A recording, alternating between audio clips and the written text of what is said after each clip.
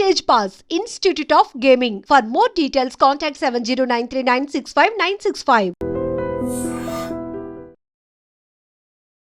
పూరి జగన్నాథ స్వామి ప్రతి ఏటాను ఏదో ఒక కాల పరిమితిలో ఆ విగ్రహాలు మారుస్తారని, అవును, ఆ స్వామి లోపల కృష్ణుడి హృదయం ఉందని ఉన్నది విన్నాను స్వామి. నిజమే? అదే చెప్తున్నాను.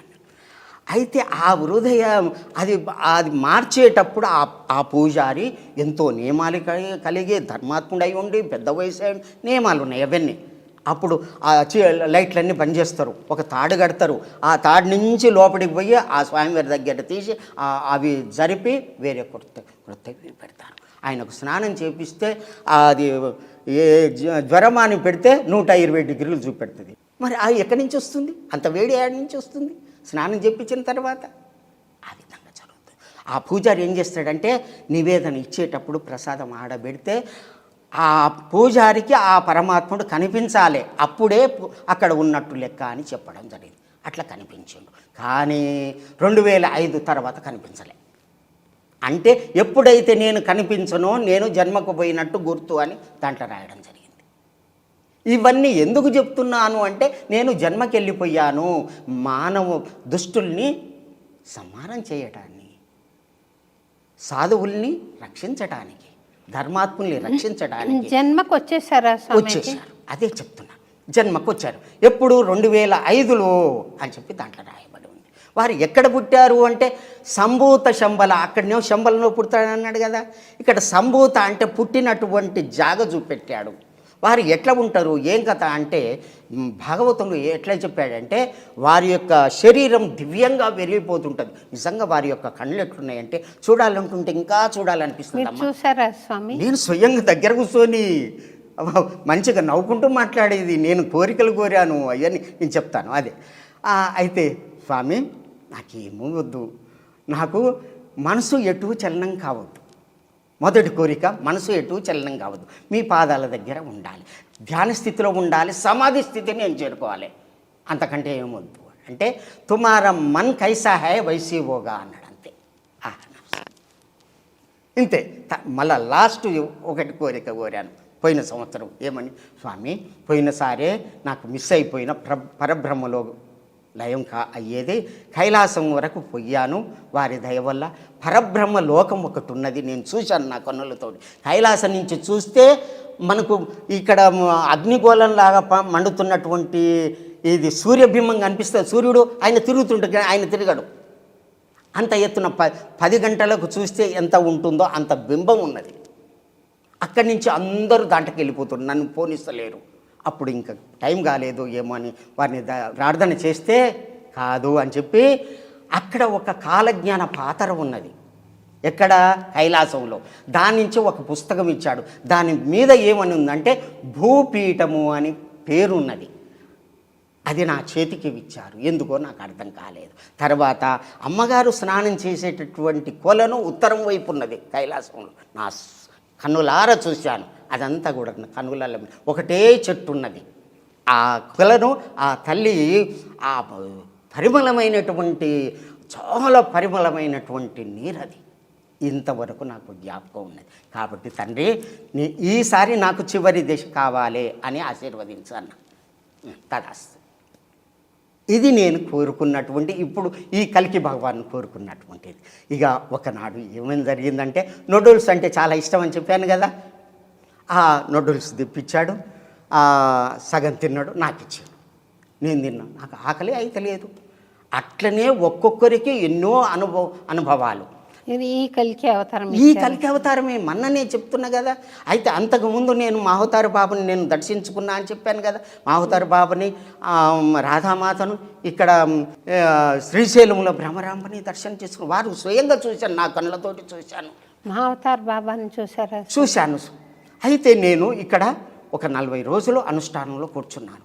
ఆ అనుష్ఠానంలో ఏమన్నారంటే బద్రీనాథ్ రమ్మన్నారు. అక్కడ వచ్చేటప్పుడు ఏం తెమ్మన్నారు? నెయ్యి తీసుకురా, నూనె తీసుకురా, ఇది తీసుకురా, ఇక్కడ అభిషేకం చేయమన్నారు.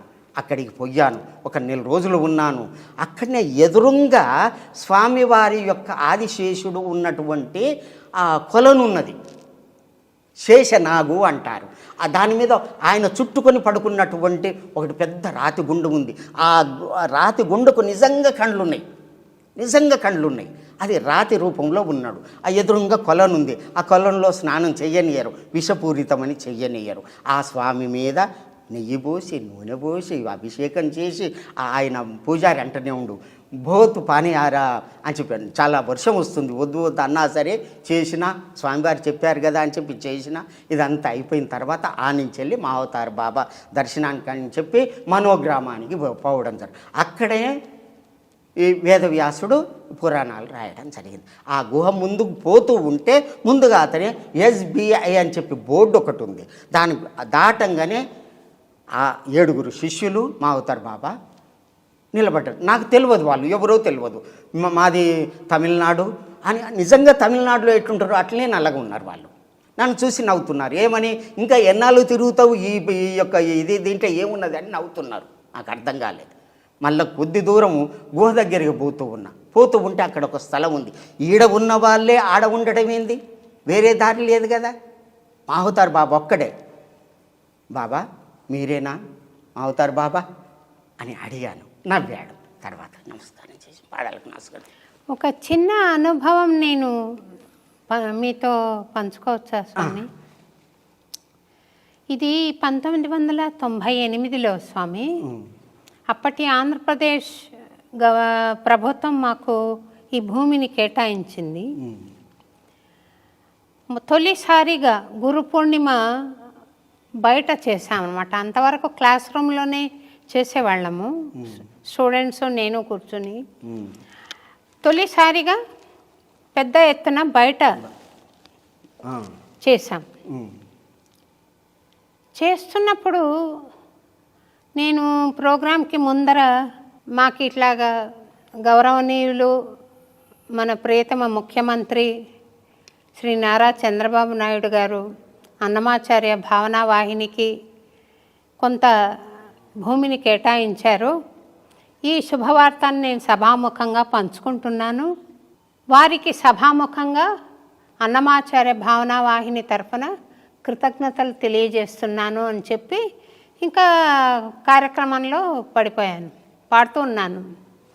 పాడుతూ ఉంటే కొంత భాగం అయిన తర్వాత ఒక 4-5 పాటలు పాడుంటాను, కీర్తనలు. తర్వాత ఇట్లా చూస్తే పక్కకి ఒక ఆయన స్తంభానికి ఆనుకొని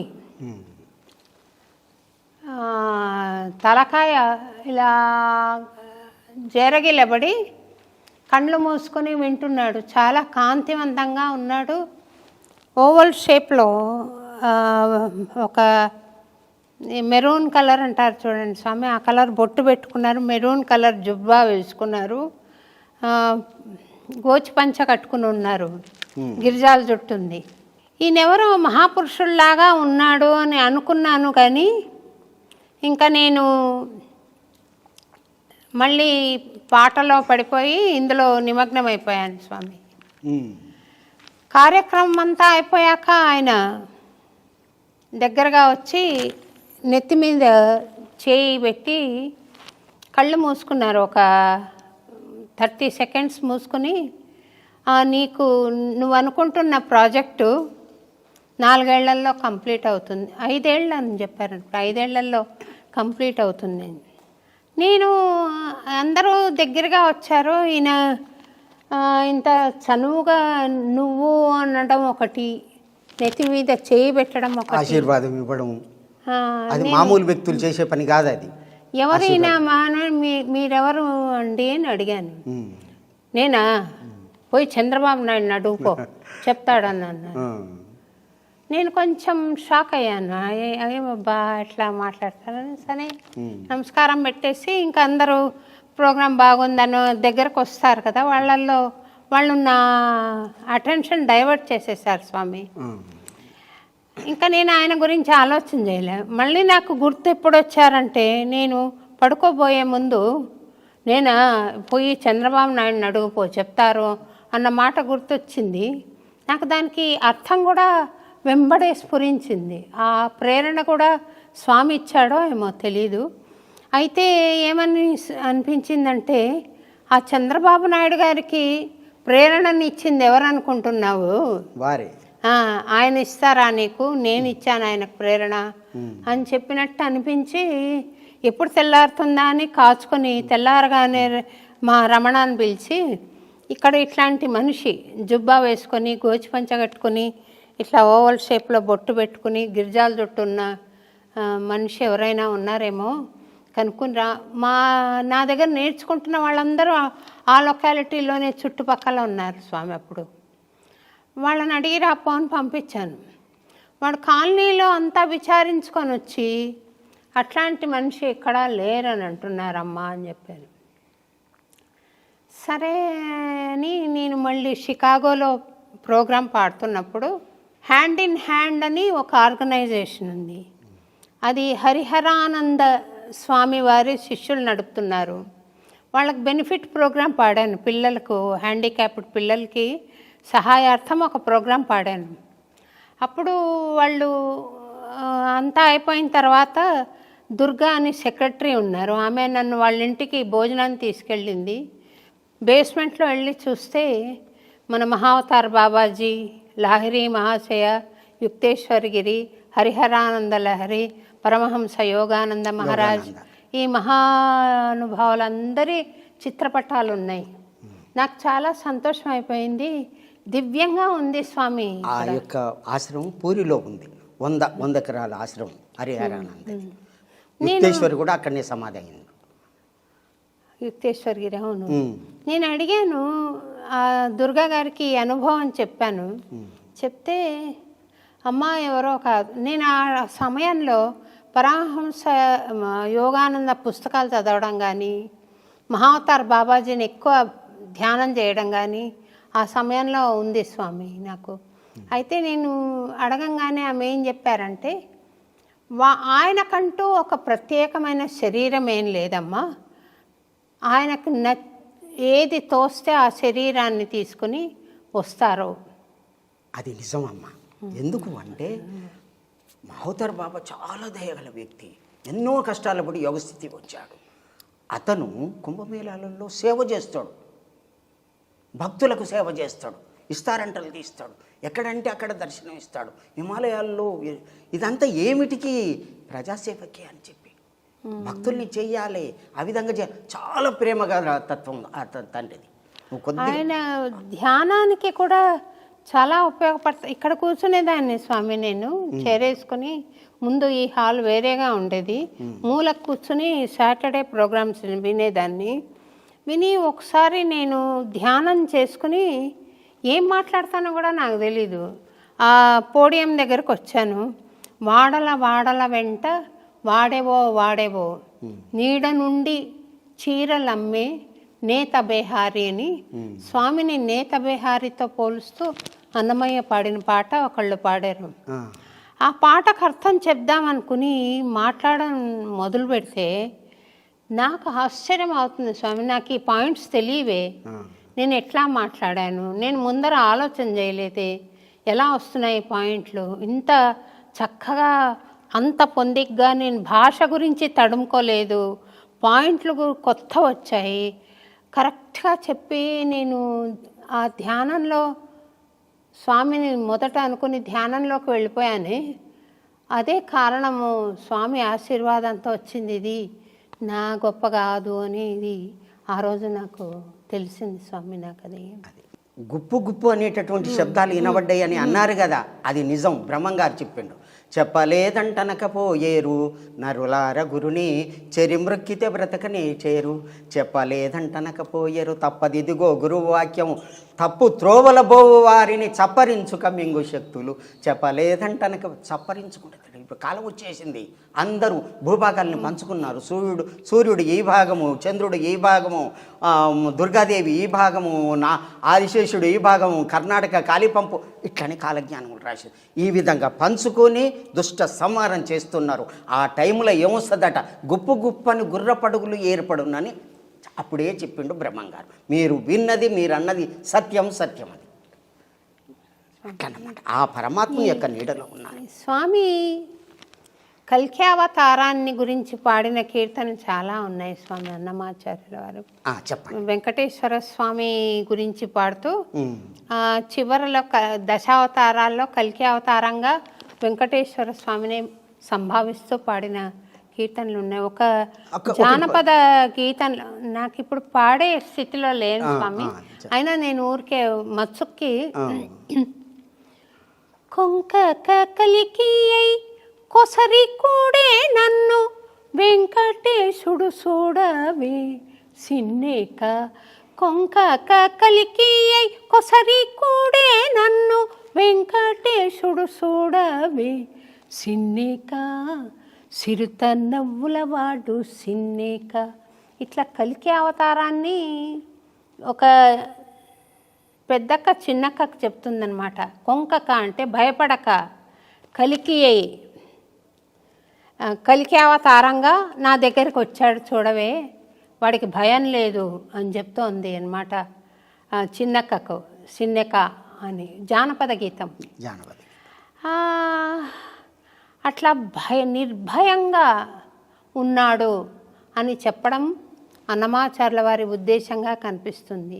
నిర్భయంగా చాలా ఆత్మవిశ్వాసంతో ఉన్నా కానీ చిరునవ్వులు చిందిస్తున్నాడు అని చెప్తున్నాడు స్వామి. ఎవరిని? కల్కి అవతారాన్ని.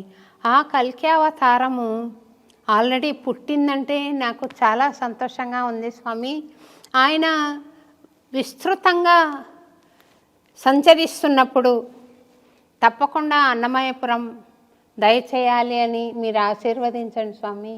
ఆ పరమాత్ముని పాదాల దయ వల్ల ఇక్కడ సభ పెట్టి దక్షిణ భారతదేశానికి వచ్చేది ఉన్నది.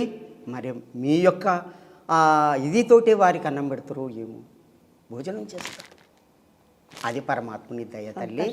మీ యొక్క యోగస్థితి, మీ యొక్క ఇది భక్తి విశ్వాసము ఇదే ముఖ్యం. భక్తునికి భక్తి విశ్వాసం చాలా ముఖ్యం. అది లేకుంటే భక్తి లేదు. ఆ విశ్వాసమే భగవంతుడు వచ్చాడు అనేటటువంటి విశ్వాసమే ఇక్కడికి వారిని తీసుకురావడం జరుగుతుంది తల్లి. ఇది సత్యం, సత్యం నా సంశయ. ఇది మాత్రం సత్యం అమ్మ. ఇంకొక కోరిక కోరచ్చా స్వామి? చెప్పండి అమ్మ. నన్ను మీరు కల్కి జన్మించారన్నారు కదా, వారి దర్శనం చేయించండి స్వామి. నన్ను వారి పాదాల దయ ఉంటే తప్పనిసరి దర్శనం. చాలా ప్రేమ స్వరూపం. కళ్ళు ఎట్లా ఉంటాయండి? ఇంతకుముందు చెప్పాను కదా, చూస్తుంటే ఆనందంగా ఉంటాయి, చూడాలనిపిస్తుంది. రమంతే యోగినాహ ఇతి రామ అంటారు. ఆ రాముణ్ణి కూడా మగవాళ్ళే ఎంత అందంగా ఉన్నావు రామ అని చెప్పి విశ్వామిత్రుడు దగ్గరికి తీసుకునేదట. పుంసాం మోహన రూపాయ. అది అందుకనే ఆ విశ్వామిత్రుడే సత్యభామగా ఆజ్ఞలిస్తూ ఉండటానికి పుట్టింది అని చెప్పి పెద్దలు చెప్తుంటారు. అటువంటి అందమైనటువంటి స్వరూపం రాముంది. అటువంటి అందమైనటువంటి స్వరూపం కలికి భగవాన్ ఉంది. అతని యొక్క ఇదితోటి సువాసనలు నేను కూడా చూశానమ్మా. మంచి సువాసనలు వస్తుండే. అందులో ఇంకొక రహస్యం చెప్తాను. ఈ పరీక్ష చేయటానికి పోయింది కదా ముని, ఎవరిని? మహావిష్ణు. పోయినప్పుడు పాదంతో పోయింది కదా, ఆ పాదం ఉన్నది. ఇప్పుడు నాకు చూపెట్టాడు. పాదం స్వయంగా ఫోటో తీసినాం ఉన్నది నా దగ్గర. ఉంటే మళ్ళీ మీకు పంపిస్తాను. ముగ్గురు మూర్తుల్ని పరీక్ష చేయటానికి వచ్చినటువంటి భృగు మహర్షి యొక్క పాదం ఇప్పుడు ఈ వీరి యొక్క ఛాతి మీద ఉన్నదమ్మా. ఇంకా నేను చూశాను స్వయంగా. ఇక ఆ యజ్ఞం చేస్తున్నారు. చేస్తుంటే రాములు నమస్కారం చేసుకో. తండ్రి ఎంత ప్రేమ గల తండ్రి. ఇగో ఈడంగా ఆదిశేషుడు వస్తాడు, చూద్దాం, నువ్వు భయపడకు అంటే ఆడంగా పోయినా. ఆదిశేషుడు ఆయనకు మరిగా ఎటు పోయిండో కానీ నాకైతే కనపడలేదు. నేను సంతోషంగా పోయి ఆయన పక్కకు కూర్చున్నాను. అంటే కల్కి అవతారం ఇక్కడికి రావాలి స్వామి. ఎందుకంటే ఆయన ఇక్కడ గుడిలో వెలిసాడు కదా వెంకటేశ్వర స్వామి అన్నమయ్యతో కూడా. అది నాకు అజెండాలో లేదు స్వామి. ఇదే నా గుడి. నేను ఇక్కడ పాడేదే పూజ, నేను నేర్పేదే పూజగా అనుకున్నాను. కానీ నాకు స్వప్నంలో స్వామి కనపడి ఒక విచిత్రమైన స్వప్నంలో నేను ఇక్కడ నిలబడతాను, అన్నమయ్యని ఇక్కడ నిలబెట్టు అని చెప్పడంతో ఆ నిలబడిన వాడు కూడా అలా చెప్తున్నప్పుడు నేను చూస్తే జీన్స్ ప్యాంటు టీషర్ట్ వేసుకుని ఉన్నాడు స్వామి. నాకు ఆశ్చర్యం కలిగింది. మరుసటి రోజు ఇక్కడ ఆగమశాస్త్ర పండితుడు శ్రీనివాసాచార్యులు అని ఉన్నారు ద్వారకా తిరుమలలో. ఆయనకు నేను కాల్ చేసి, స్వామి నాకు ఇట్లా స్వప్నం వచ్చింది అని అంటే, నిద్ర లేచినప్పటి నుండి నువ్వు వెంకటేశ్వర అన్నమయ్య అంటుంటే స్వప్నం రాకేమవుతుందమ్మా, ఎక్కువ పట్టించుకోవద్దు వాటిని అన్నారు. అదే యోగ స్థితి. యోగ స్థితిలో దర్శనమిస్తారు పరమాత్ముడు. నాకు నిరుత్సాహమైంది కొంచెము. ఒక రకంగా ఆనందపడ్డాను, ఎందుకంటే ఇది నడపడానికే చాలా డబ్బు కావాల్సి వచ్చి కష్టపడుతున్నాను కదా. ఇంకా గుడి ఒకటి కడితే దానికి ఎంత వనరులు కావాలి అని అనుకున్నాను. స్వామి చెప్పారు కదా అని గమ్మనైపోయాను. ఒకరోజు తాళి మళ్ళీ వచ్చింది అదేలాంటి స్వప్నం. మొదలంతా వేరుగా ఉంది, చివర నేను ఇక్కడ నిలబడతాను, అన్నమయ్యని ఇక్కడ నిలబెట్టు అన్నది. నేనేం చేశాను, మళ్ళీ కాల్ చేశాను ఆయనకి. నీకు చెప్పాను కదమ్మా, అట్లా అదే భావనలో ఉన్నప్పుడు స్వప్నాలు వస్తాయి, దాని గురించి ఎందుకు నువ్వు ఎక్కువ పరితాపం చెందుతున్నావు, వదిలేయండి. ఇంకా సరే, నాకు ఆ తర్వాత 7-8 సార్లు వచ్చిన, 5-6 సార్లు వచ్చి ఉంటుంది. అయినా నేను మాట్లాడలేదు స్వామి, ఎందుకంటే కోప్పడతారేమో, మళ్ళీ చెప్పాను కదా మళ్ళీ ఎందుకు చేస్తావు అని అంటారేమో అని నేను గమ్మనైపోయాను. కాకపోతే నాకు అత్యాశ్చర్యకరంగా 2 నెలల తర్వాత ఆయనే నాకు ఫోన్ చేసి, అమ్మా నీ కళ రావడం సామాన్యమైన విషయం కాదు, స్వామి ఆ గుడి కట్టించుకోవాలనుకుంటున్నాడు, అది మీ చేత జరిగేది ఉన్నది కాబట్టి వారి యొక్క ఆశీర్వాదం అని. తర్వాత చాలా విచిత్రంగా ఆ గుడి నిర్మాణం జరగడం కానీ, చాలా ఇబ్బందులకు లోనైనా ఇది స్వామి మహిమ వల్ల జరుగుతోంది అని అనుభూతి అయితే నాకుంది స్వామి. అక్కడ సాక్షాత్తు వెంకటేశ్వర స్వామి కొండ దిగి వచ్చి నిలబడ్డాడు అన్నమాచార్య సమేతంగా అని నేను పరిపూర్ణంగా విశ్వసిస్తున్నాను స్వామి. కల్కి అవతారం అక్కడ వచ్చింది కాబట్టి, ఇప్పుడు ఆయన జన్మ తీసుకున్నారు కాబట్టి మానవాకారంలో తప్పకుండా రావాలి అని అందరం కోరుకుందాం. ఆ పరమాత్ముని కోరుకుందాం, భక్తులమై వారి పాద సేవలో మనం కోరుకుందాం తల్లి. ఇక్కడనే సభలు ఏర్పాటు చేసి మరి ధర్మ సంస్థాపన చేసేటప్పుడు ఆకాశంలో విహరించేటటువంటి ఉంది, సూర్యుడిలో దర్శనమిస్తాడని చెప్పి కాలజ్ఞానంలో రాసి ఉంది. అదంతా జరిగేది ఉన్నది. శరీరం నుంచి వచ్చేటటువంటి గంధం గాలిలో కలిసి పుట్టేటటువంటి బిడ్డలంతా అందరూ కూడా సాత్విక గుణంతో పుడతారట. ఆ విధంగా జరిగేటటువంటి ఉన్నది ఆ సాక్షాత్తు పరమాత్ముని యొక్క లీలలు మనం చెప్పలేము. వారి యొక్క దయ వలన పాపం ప్రక్షాళన అయ్యి సత్యయుగం వచ్చి సత్యయుగ ధర్మం నిలుస్తుంది. ఇది సత్యయుగం అని ఎట్లా గుర్తుపట్టాలి అంటే, సత్యం పలికే వాళ్ళు ఇప్పుడున్నారు, కొందరు పలకకున్నా కానీ వాళ్ళు ప్రక్షాళన అవుతారు. తర్వాత ప్రేమ చూపేటటువంటి వాళ్ళు ఉన్నారు, దయాగుణం ఉన్నారు. ప్రతి ఆవుకు అన్నిటిని కూడా ప్రేమ చూపెడుతాను. గోహత్య ఎప్పుడైతే అవుతుందో అది ఎక్కువగా పాపం పెరిగినట్టు అర్థమని చెప్పడం జరిగింది. అవుతుంది, అది పోతుంది. తర్వాత తపస్సు, ప్రతి ఒక్కరు కూడా తపస్సు చేస్తున్నారు. ఎక్కడ ఉత్తరప్రదేశ్లో అందరూ తపస్సు, 1000 కోట్లు తపస్సు చేస్తున్నారు. హిమాలయాల్లో తపస్సు చేస్తున్నారు. అందరూ కూడా తపస్సు చేయాలి, ధ్యానం చేయాలి, యోగం చేయాలి అని. ఈ స్థితి ఎక్కడి నుంచి వస్తుంది? సత్యయుగ లక్షణం ఇది. ఇదే గుర్తు. ఇంకా సత్యం పలుకుట, ప్రేమతత్వంతో ఉండుట, దయాగుణం కలిగి ఉండుట, నాలుగోది దానగుణం. అందరు దాతలే దానం చేస్తున్నారు. ఈ 4 గుణాలే సత్యయుగం యొక్క లక్షణాలు. ఇవే సనాతన ధర్మాలు కూడా. ఇవే సనాతుడైన పరమాత్ముడు, సనాతన ధర్మాలు ఈ 4. ఇవే సూక్ష్మ ధర్మాలని అన్ని ధర్మాలు వేలుగా ఇది కావడం జరిగింది. ఈ యొక్క ధర్మాన్ని నిలపటానికే వచ్చినటువంటి పరమాత్ముడు కల్పగ్రామంలో ఉన్నటువంటి ఎవరు అంటే భీష్ముని యొక్క తండ్రి శంతనుడు, శంతను యొక్క తండ్రి దేవాపి, అతను తపస్సిస్తున్నాడు అని భాగవతంలో చెప్పాడు. అట్లాగే సూర్యవంశంలో ఉన్నటువంటి మరు అనేటటువంటి రాజు అక్కడ తపస్సు చేస్తున్నాడు. వాళ్ళిద్దరిని పిలిపిస్తాము, వీళ్ళకు ఈ రక్షణ కార్యం చేస్తాము. ధర్మాన్ని నిలిపేటటువంటి ధర్మ ప్రబోధ చేయటానికి గుణకర్మేణ విభాగేచ చాతుర్వర్ణం ప్రశిష్టితే. కాబట్టి ఆ ధర్మాలు నిలపడానికి ప్రబోధ చేయటానికి వాళ్ళకి ఇస్తున్నాం. వాళ్ళు ఎటువంటి వాళ్ళు, యుగాల యుగాల తరబడి తపస్సు చేసినటువంటి తపోసంపన్నులు, వాళ్ళని పిలిపిస్తామని చెప్పి భాగవతం చెప్తుంది. వాళ్ళు వస్తారు, ధర్మం నిలపటానికి సహాయం చేస్తారు. 18,000 మంది మహాత్ములు వస్తారు, యోగులు వస్తారు, సిద్ధపురుషులు 24 మంది సిద్ధపురుషులు వస్తారు. ఆంజనేయ స్వామి కూడా ఎమ్మటి ఉంటాడు, అట్లాగే పరశురాముడు ఉంటాడు. అక్కడ ఉన్నటువంటి పరశురాముడు కూడా ఎమ్మటి ఉంటాడు. ఇంతమంది ఉన్న తర్వాత వాళ్ళని చూసి మారిపోరా? ఎట్లయితే సూర్యుడు పైకి వచ్చినప్పుడు చీకటి పోతుందో ఆ భగవంతుని యొక్క పాదం మోపినంతనే కలి పారిపోతుంది, సత్యం యుగం నిలుస్తుంది. ఇది తప్పదు, వచ్చేసింది, టైం వచ్చేసింది, ఇది సత్యం. నాదొకటే ప్రార్థన స్వామి, మీరు మళ్ళీ దయచేయండి అన్నమయ్యపురం. తర్వాత కల్కి భగవాను ఇక్కడికి తీసుకొని రండి, నాకు దర్శనం చేయించండి. మనమే పోదాము, నేను వస్తాను స్వామి. మనమే పోదాం. వారిని రమ్మని అనటానికి అంత ధైర్యం చాలదు, కానీ వారి దయ ఉంటే వస్తారు. మనం ఎంతటి వాళ్ళం, వారి యొక్క పాదాల దగ్గర రేణువు అంతే. వారిని రమ్మనటానికి శక్తి చాలదు, కానీ మేము వస్తాం స్వామి అనటానికి ధైర్యం ఉన్నది.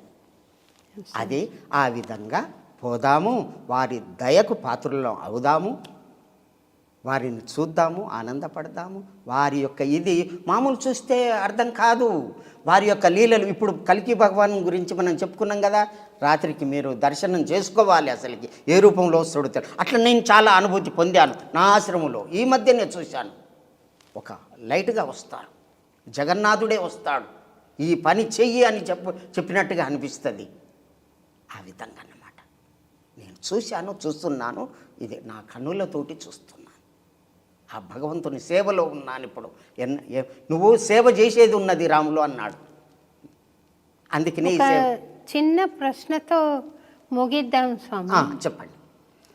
మీరు చీమలు దూరని చిట్టడవి, కాకులు దూరని కారడవి అంటారే, అటువంటి అడవిలో ఆశ్రమాన్ని ఏర్పాటు చేసుకొని ఏకాకిగా ఒక్కరే ధ్యానం చేస్తూ ఉన్నారు అని నేను విన్నాను, నిజమేనా? అమ్మ, ఒకటి, నేను గృహస్థం అనుభవించాను అమాజ్ఞతోటి. రాములు సాధన చేసుకోవాలంటే గృహస్థం చెయ్యాలి ముందుగా. డైరెక్ట్గా అయిన వాళ్ళు చెడిపోయిర్రంటే ఎందుకు పనికిరారు, దయ్యాలు అయిపోతారు. అమ్మాజ్ఞతోటి నేను పెళ్లి చేసుకున్నాను. తర్వాత వానప్రస్థానికి వచ్చాను, తర్వాత సన్యాసానికి వచ్చాను. సన్యాసం నుంచే మెట్టు యోగ స్థితి నుంచి లయం కావడానికి ఈ మెట్లు దాటిపోవాలి ఎవరైనా సరే. ఈ మెట్లు దాటిపోతేనే ఇది. అందులో నాకు వచ్చిన భావన ఏంటంటే, మా అమ్మగారు చెప్పినటువంటి ఇది, ఇట్లా చేసుకో, సాధన చేసుకో, ఏ విధంగా చేయని అమ్మ చూపెట్టారు. సూర్యునికి ఎట్లా నమస్కారం చేయాలి, ఎట్లా ధ్యానం చేయాలి, ఎట్లా మనసు నిలబెట్టాలి, ఏ విధంగా కూర్చోవాలి, ఏ విధంగా కూర్చుంటే లయమైపోతుంది మనసు, లయమైనప్పుడు ఏం జరుగుద్ది, ఇట్లా ఎన్నో విషయాలు చెప్పారు. ఆ విధంగా సాధన చేయటానికి ఒక ధ్యాన మందిరం అండర్ గ్రౌండ్ కట్టుకొని 2 రూములు వేసుకొని ఆ విధంగా సాధన చేసుకుంటూ ఒక శివాలయం కట్టుకున్నాను. ఇంకా శివుడిని నిలబెట్టలేదు. ఎక్కడ అంటే అరుణాచలం పోయాను. అరుణాచలం పోతే ప్రదక్షిణ చేస్తూ ఉంటే రమణుని బ్రిడ్జ్ అని ఉన్నది, అక్కడ కూర్చున్నాను. కూర్చుంటే, అమ్మ శివాలయం కట్టాలని ఉన్నది, నేను పేదవాడిని, ఏడ ఉంది, డబ్బులు లేవు తల్లి అని అనుకున్నా. ఇట్లా కళ్ళు మూడ్చుకున్నా. ఒక అమ్మ వచ్చి ఈడ నిలబడ్డది, ఒక బాబు వచ్చి ఇక్కడ కూర్చున్నాడు. అక్కడ 2,000 రూపాయలు పెట్టిర్రు. ఇద్దరు మాయమైనరు. ఒక భిక్షగానికి వేసినట్టు అయితే ₹1 వేస్తారు, ₹2 ₹100 వేస్తారు. 2,000 ఎందుకు పెడతారు అంటే, ఆ తల్లి ఇచ్చిన డబ్బుతోటి, ఆ యొక్క ఇదితోటి నాకు ఒక శివాలయం కట్టాను. పేద స్థితిలోనే శివాలయం కట్టాను. ఆ శివలింగం అక్కడి నుంచి తెచ్చి పెట్టాలని ఉన్నది. ఆ విధంగా జరిగింది. అట్లా దైవశక్తిని నేను చూస్తున్నానన్నమాట. ఆ విధంగా రావడం వలన అక్కడ నేను నిలబడడం జరిగింది. నేను సాధన కొరకు అక్కడ చేయను. అమ్మగారి యొక్క గుట్టకు కొద్ది దూరమే, కొద్ది దూరంలో ఎదురుగా ఒక 35 గుంటలు తీసుకొని అన్ని చెట్లు పెట్టి అక్కడ నేను సాధన గృహం ఏర్పాటు చేసుకొని ఉంటున్నాను. మల్లికా బొట్ట అని అన్నమాచార్య భావన వాహిని స్టూడెంట్ స్వామి ఆ అమ్మాయి. ఆ అమ్మాయి నాకు దాదాపుగా 2-3 ఏళ్ల నుండి కల్కి గురించి చెప్తూ ఉంది నాకు. మీ గురించి కూడా తను మాట్లాడింది. అవును. అయితే తను అన్న విషయం ఏమంటే, ఈసారి నేను ఇండియాకు వస్తాను, మార్చిలో వస్తాను. నేను అడిగాను స్వామి వాళ్ళ ఆశ్రమానికి వెళ్దామంటే, తీసుకెళ్తాను మేడం అని చెప్పింది. మీ అనుమతి ఉంటే వస్తాం స్వామి. తల్లి పరమాత్ముని దయ అది, అంతే, ఏమి లేదు. నేను చిన్నవాడిని, పెద్దవాడిని అని అనుకోవద్దు. ఎంతున్నా సరే భగవంతుని పాదాల దగ్గర చిన్నవాడు. నిజంగా మీరు యోగులు కాబట్టి ఆ స్థితి కోరుకోవడం మా యొక్క సౌభాగ్యం తల్లి. సంతోషం స్వామి, మీరు చక్కటి విషయాలు చెప్పి కల్కి భగవానుడు జన్మించాడని, ఆయన వస్తాడని, పాప ప్రక్షాళన చేస్తాడని, ధర్మ సంస్థాపన చేస్తాడని చెప్పారు. మాకు చాలా సంతోషంగా ఉంది. ఆ స్వామి ఆగమనం కోసం, ఆ స్వామి కార్యకలాపాల కోసం, ధర్మ సంస్థాపన కోసం ఎదురు చూస్తూ మీరు ఇంత శ్రమ కోర్చి ఇంత దూరం వచ్చి మళ్ళీ మాకు ఈ జ్ఞానాన్ని ప్రసాదించినందుకు మీకు కూడా అనేక ధన్యవాదాలు తెలుపుకుంటూ, పూర్ణమిదం పూర్ణాత్ పూర్ణముదచ్యతే పూర్ణస్య పూర్ణమాదాయ పూర్ణమేవావశిష్యతే. ఓం శాంతి శాంతి శాంతి.